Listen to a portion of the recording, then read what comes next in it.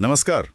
आज हम भारतीय रिजर्व बैंक यानी आरबीआई की ताज़ा मौद्रिक नीति पे बात करने वाले हैं, जून 2025 वाली।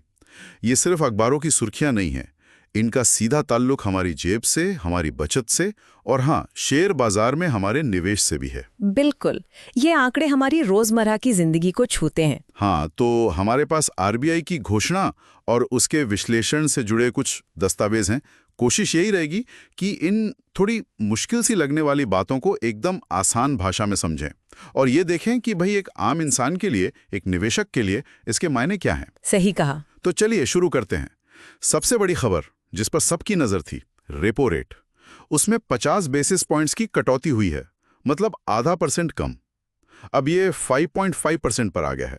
लेकिन सवाल वही है कि कागज पर जो दिख रहा है उसका हमारी जिंदगी और बाजार पर असल असर क्या होगा। अगर मुख्य घोषणाओं को देखें तो रेपो रेट घटाकर 5.5% कर दिया, शायद आर्थिक विकास को सहारा देने के लिए। हाँ बिल्कुल, मकसद तो यही लगता है। और सीआरआर, मतलब वो पैसा जो बैंकों को आरबीआई के पास रखना होता है, उसे भी घटाकर 3% कर दिया, ताकि बैंकों के पास ज्यादा पैसा रहे कर्ज देने को। हाँ, लिक्विडिटी बढ़ाने के लिए। और एक और चीज, पॉलिसी का रुख, वो अब समायोजित यानी अकोमोडेटिव से बदलकर तटस्थ यानी न्यूट्रल कर दिया है। महंगाई का अनुमान भी घटाया है, 3.7% कर दिया है और जीडीपी विकास दर का अनुमान 6.5% पर रखा है। ये तटस्थ वाला मामला थोड़ा क्या कहेंगे, ध्यान खींच रहा है। इसका क्या मतलब निकालें? बिल्कुल, देखिए, तटस्थ रुख अपनाने का मतलब है कि आरबीआई अब एक तरह से ये कह रहा है कि वो किसी एक दिशा में, यानी सिर्फ कटौती या सिर्फ बढ़ोतरी के लिए पहले से तय मन बनाकर नहीं बैठा है। अच्छा।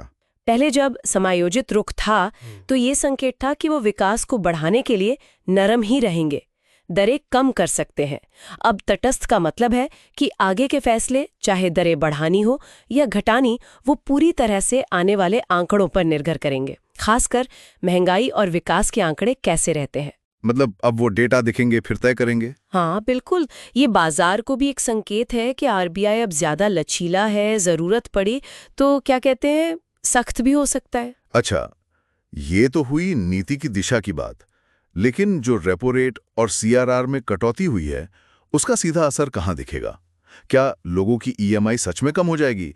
और शेयर बाजार इसको कैसे ले रहा है? देखिए, कागज पर तो यही है कि रेपो रेट घटने से home loan, car loan, business loan, ये सब सस्ते होने चाहिए, ईएमआई कम होनी चाहिए। और सीआरआर घटने से बैंकों के हाथ में अच्छी खासी नकदी आएगी, इससे उनके लिए कर्ज देना आसान होगा। हाँ, वो तो है। तो मांग बढ़ सकती है, खर्च बढ़ सकता है, जो अर्थव्यवस्था के लिए तो अच्छा ही माना जाता है। लेकिन क्या ये इतना सीधा होता है? क्योंकि अक्सर हम देखते हैं कि आरबीआई तो रेट कट कर देता है, पर बैंक उसका पूरा फायदा ग्राहकों तक पहुंचाने में वक्त लगा देते हैं, कभी कभी तो नहीं भी पहुंचाते। आपका सवाल बिल्कुल जायज है। ये सीधी रेखा नहीं है। फायदा कितनी जल्दी और कितना मिलेगा, ये कई बातों पर निर्भर करता है।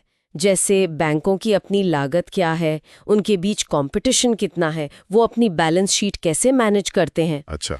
लेकिन हाँ, सिस्टम में जब ज्यादा पैसा आता है और आरबीआई की तरफ से कटौती का दबाव होता है, तो देर सवेर दरों पर नीचे आने का दबाव तो बनता ही है। और शेयर बाजार का क्या? वो तो खुश हुआ होगा। हाँ, आमतौर पर शेयर बाजार ऐसी कटौतियों का स्वागत करता है, क्योंकि इससे कंपनियों के लिए उधार लेना सस्ता हो जाता है।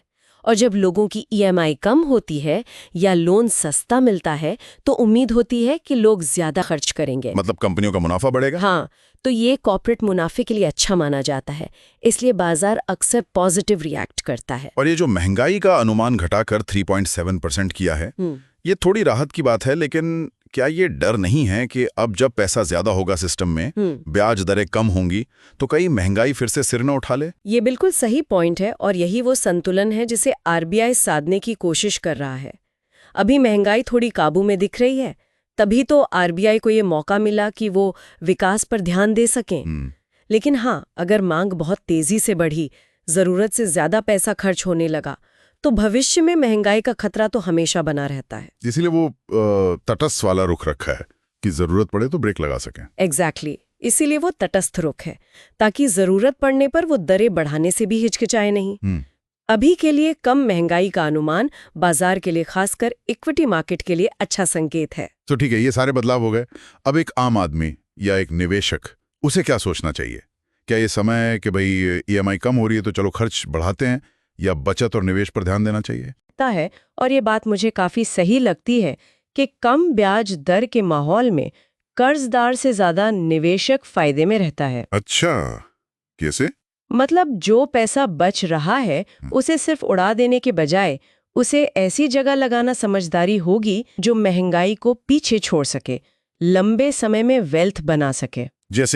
जैसे म्यूचुअल फंड्स हैं, खासकर एसआईपीज के जरिए। इक्विटी यानी शेयर बाजार है, सोना भी एक विकल्प है, लेकिन हाँ, कम ब्याज दरों के इस दौर में इक्विटी या ग्रोथ वाले फंड्स शायद थोड़े ज्यादा आकर्षक लग सकते हैं, पर यह ध्यान रखना होगा कि उनमें रिस्क भी होता है। हाँ, रिस्क तो है। बिल्कुल, शेयर बाजार ने इस कदम का स्वागत तो किया है, पर निवेश हमेशा अपनी रिसर्च और अपनी जोखिम सहने की क्षमता के हिसाब से ही करना चाहिए। जरूरी ये है कि इस राहत से जो अतिरिक्त पैसा मिल रहा है उसका इस्तेमाल भविष्य के लिए एक सुरक्षा कवच बनाने में हो। तो कुल मिला के बात यह है कि आरबीआई एक तरफ तो विकास की गाड़ी को धक्का देने की कोशिश कर रहे हैं, लेकिन साथ ही महंगाई पर भी नजर रखे हुए हैं। हाँ? और हमारे लिए, मतलब आम लोगों